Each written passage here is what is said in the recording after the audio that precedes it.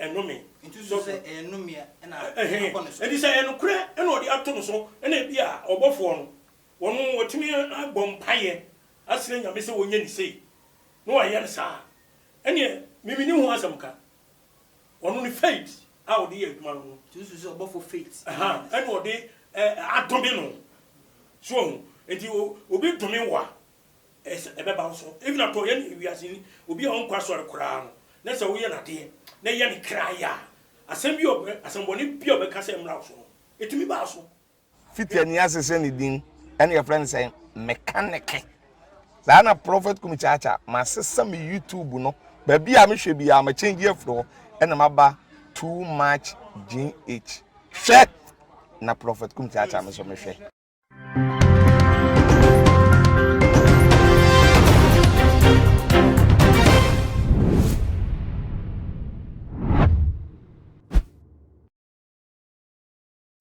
this year your mama kwaba ediba too much GH so ene ensem asisi e wo mem ensem de bebre na asisi na ene ebehwe Osofo Elisha so ka say Osofo we na emri bi atwam obeka anse bi say eye Reverend Obofour emri bi atwam konima minu anani na say odipetumi efie so eye Reverend Obofour busum bia owe ema wode anefe enipa akwa ho baby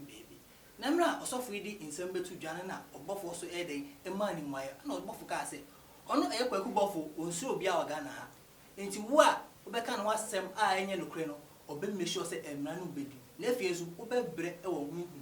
na ba ne sa no na Osofo Elisha miken ono no da God's Ways International I know takrade adembra takrade adembra ona Osofo yi ofi onu so ba bonti di nsem betu dwa se ni nsem wo kan ni na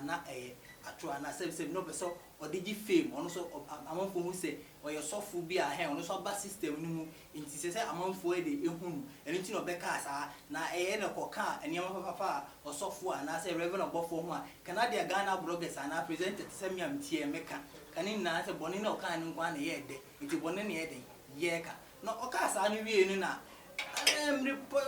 oyirem kakra oyirem yehwehwe na ne ehu oyirem kakra na weekend ni video bi ba out ni na say Osofo Elisha police for akwache se no kwaku Obofour ka se ni obema obi obekasem bi a enya no kure bi afa no emra ni bedi no a police for akwache na police for akwache no ne tibia na owom no in fact na ya sefem ye ya sefem pa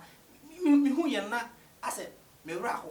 ko bisa no uhwe Osofo pa diwe a wo ye no ho ase na bibi ha no na wo de mayen ko he video no bra sisi mayen ko he video no ye ba e beto aso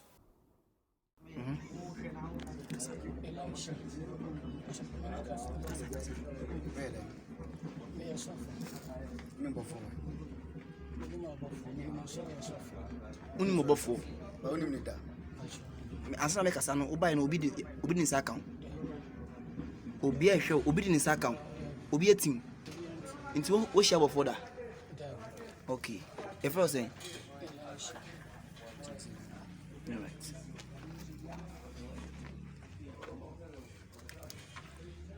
favor kumase bono beso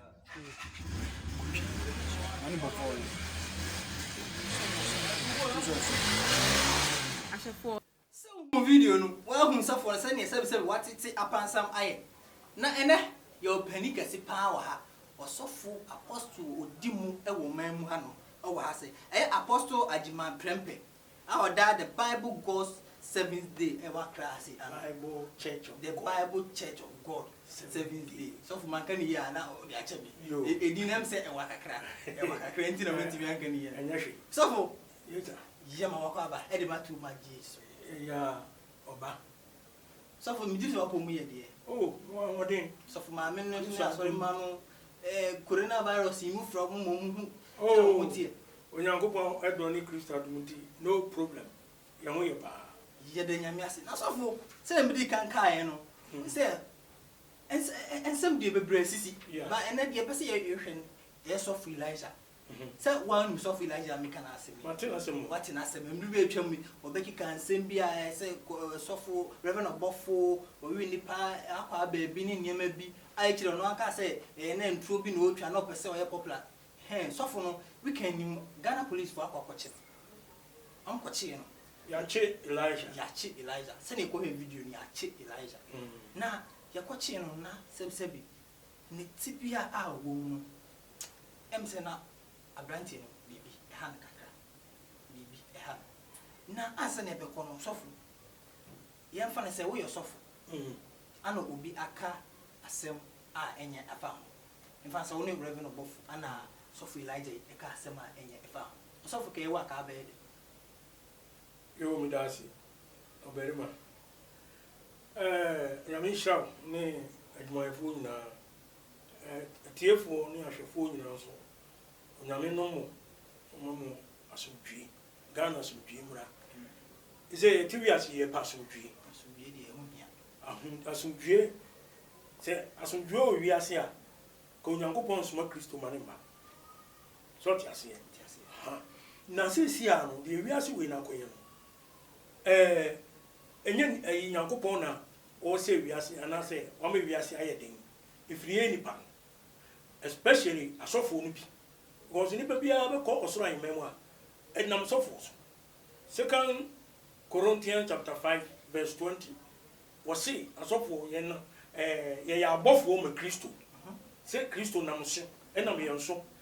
tufo se de bia nipa be sakira wa ko nkwanje nanso asofo no amani Elisha asem ya wo ken unim se asem na wo ko kan ade ato umia so enye se enya no kura unhuni evidence bi no unyina o ade ntina wo ko kansam kesisi ato unu asofo so because Osofo no ye hwe a osi no person oye popular eno Matias ye na me kaba ade ntina ye se wo ko kansam kesisi ato unu aso se me person me ye popular enti wo di atoro die eni kwamboni abefa so no na de be ye popular ena Bible say ye asofo no ye abofo wo asase so ma Kristo a Onyankopon nam Yesu tufo se de be nipa benya enkwade ade ndi na se wo ye nyame bofo wo asase so a wo kodi atoro kan se mato nua sofo eso wo bra enti sa hu ye afi wo se twa ho abeka kire ye se ansam na mbe dina bontes mi kika ye no enya no kore na je se wo ye sofo na Nyankopon sofo no ana se bonsam na the sofo no sofo ye hwe a emre oba bontin ebeka se ensem no kan na nye no kure no na asofo be nu se esusu ka se omodiri se bia Reverend Obofour na wasan fa kire eden akoma ni sika bi se onka na no ntom no mbra embeka se ensem no kan na nye no kure no mde omodiri se abranche na asem no kan na no kure no Obofour na ase wabona uze empenifo se oni petrim unimi de ho ena oni pa bia so wo so no obi be ye security a won hwe ya unhu na chiri bribe wo say eniyema bebre wo wi ase hwe ma ka security bi o emra Kristo wuye o kasa na nansa so obeso enti third day no Obofour no ko so Obofour ko muni e won fu wo ma ni sore enti ema bi ba ho no meto Obofour no ka kire wo se monko gale monko ka kire Yesu esuafo so munchia gale popo no na ho no mbu no ena ma no kro enti Kristo no nsa be hia wo mo kwam ena ka kire mu se monko ka kire me esuafo no se munchia gale enti Israel mu asojafo no mo guide no so enti Yesu sori ya no ena omu kofi enti omu ko no omu ko bompenfo ama se benfo ni yi wo mu enti omu ko koyi omu ba mane sa se ye sie ni ena penfo no bi ka kire wo mu se hwe mo ko akobọ amane a mo ko kan kire wo mu se ye da anadwo no ye wenfo ye da wa anadwo no ene na suafo no ebe bi wia ni pedua no ena wo de koye enti ye bema musika munyi skai na mo ka sansam ni kire ni pebia na se ensam no duru amana do na nkasa ni ma te se boss na ni mu a yɛnia be hu kwan be fa so be kirikiri ɛnom gis ka ɛnom ko di atoro ama asɛm no ɛwɔ Israel bi besi na Matthew 28 verse 11 to 15 wasɛm na meka yi wo enti brabugie wo ho ɛne atoro obi tumi di toro na ni nkontom po ne no kore no ɛsɛ enti wo de wo susu sɛ ebi betumi abasa ebetumi abasa Obofour bribe man sike mu odu ɛna oyɛ sa bi nso a ɛnte sa ɛna me de me kan sɛ wo Elisha no prophet Elisha sɛ wan no sɛ wonim sɛ wayɛ sa de no sɛ wo kan wo abasa be ka sɛ ɛnya no kore ne sɛ no kore a ka wo sɛ da nkyɛn nyame no bedi o because Psalm 34 verse 21 was it obani bekum bonifo na de o tan o tene ni no obebrem so ati ase enti woni nyame na ye som no we God of justice onyame o di no kre pe nyankopon on pe kataso mu nwanso Kristo ba e de obeche no si enti no kre ho adanse de wo hu no aka de wo hu ye enka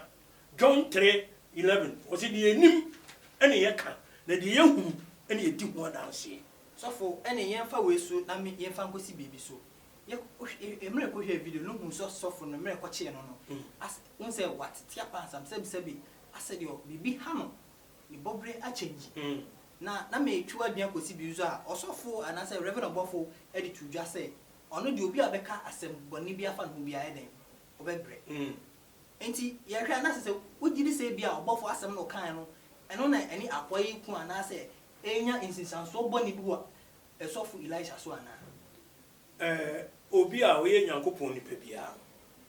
se we yo tene ni suro nyankopon ni nyam yenu no gina dia wo di asem ton so a di obebie na no a obeka kire obi a se ye ho because nyankopon otie na sofo anase na difo enu mu nsem so it is wo de na fa kwa mi so na senye o ye on pa bo bi wo ho no a se nipa bi wo ye wade e ma ye wo ya ana se ogu anim ase na se enya de a wo pese ode no ho che no a no kure nie wo betimi yetimi ye fasting egu obi so ana se no no gbo ni bia na se ne se Bible no dua bo wom enya nto anya ma ne tegare ni ko enti mu Osofo na mu de Bible bo dua enya se u bodua per se ye wonome ho enome no de dua bo ya Bible kan no enome enti so se enome na akọ so enti se enokure ena odi ato no so ena bia Obofour no wono wotimi agbom paye asire nyame se wonya ni sei no wa ye sa ene mimini ho asamka wono ni faith a odi aduma no so Obofour faith ena odi adome no so enti obi dome wa ebeba so even ato ye ni wiase obi a onkwa so rekora no na se wo ye na de na ye ni kraya asem bi asemboni bi obeka se mra so etimi ba so hwe unse ye ni pa no kwa James chapter 3 na won James chapter 3 o se ketrema eyoja enu ne ye di hira enu ne ye di dome o kan ketrema wa asem o James chapter 2 James chapter 12 na make chapter 3 na make etu obi a o pese wo de ko ka howe ketrema emie wa no nka enu me asem nkyere obi wo kan ebeba emie wo kan hira asem a ebeba wo kan no me asem a ebeba on ti jame me kan se ono Obofour no so no wo hwe ni gina bia yi na wo nye adwuma no emma enipa wo ye ma Nyankopon wo bia gina on ti se na bi ka no ti se Obofour ama Kristo se Nyankopon so am tu wo kan nyame asem wa cheche nyame akwan so eduru ba bia obi kura ye obone se de ni a o so de chen Matthew chapter 5:42 down Kristo wo se watamfo kura no bompae ma wo se enome no na emu ye dai hira no na bompae e ma no se ya na o ma ayi na awia bo atene ne yefo so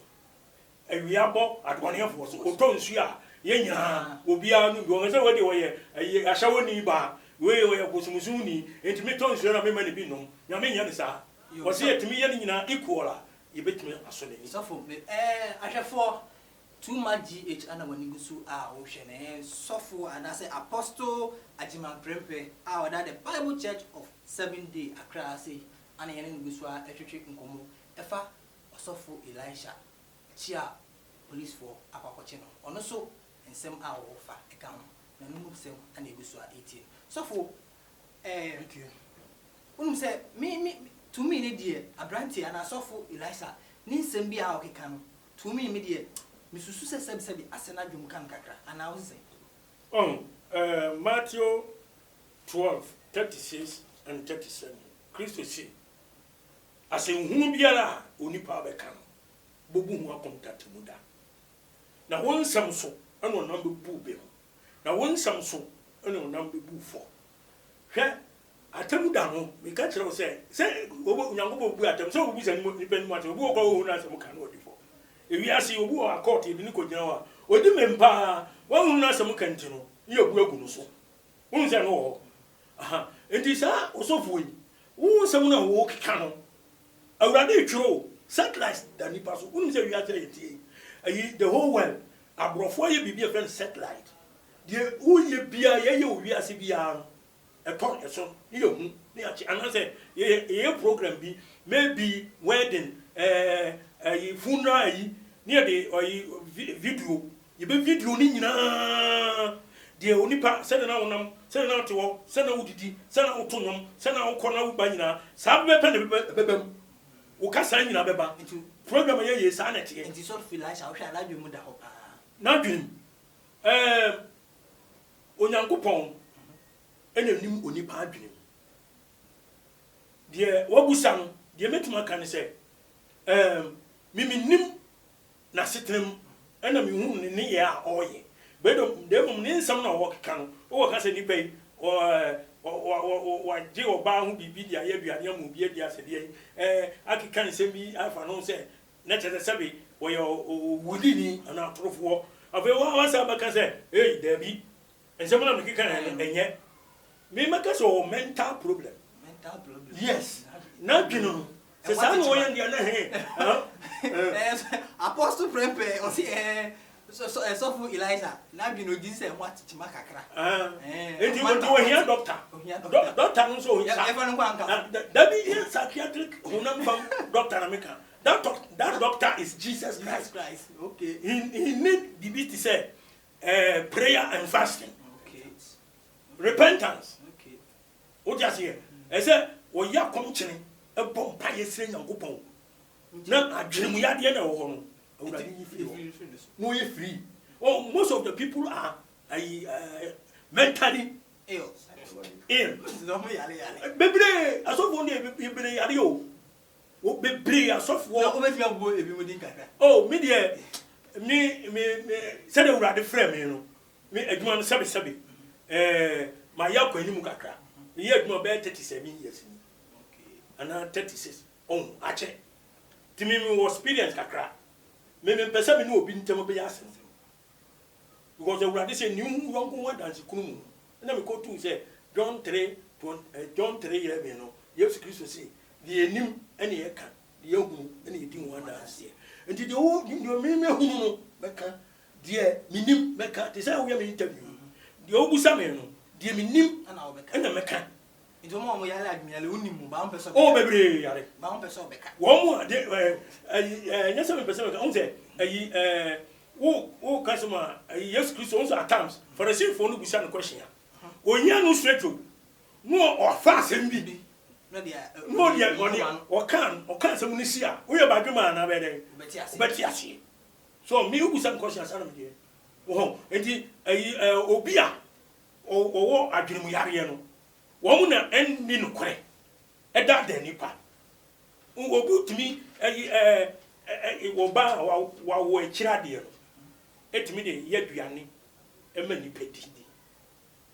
said be obi na power obejidi obenya sika bibiri obi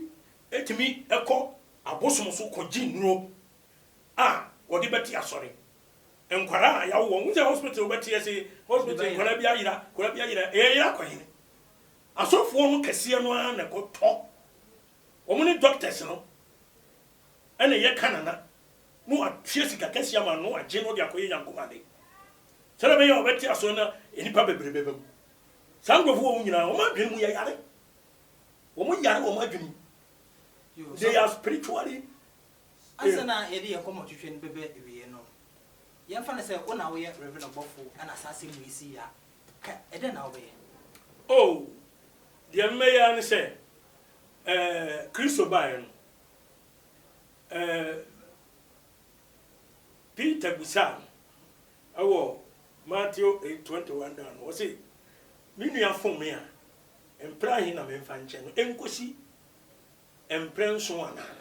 ene Christo so da bi me nse wo say enkosi emprenso na emo emprenso ahobo aduoso 7 times 70 that is 490 times. The bedin what man calculate obi yobo ni no aba pacho no atwrato 490 enye ye enti tete fache no efum bi ho no mo a enye nsisaso wa brabo so if you say yen hwe Reverend Obofour asema Osofo Elisha kan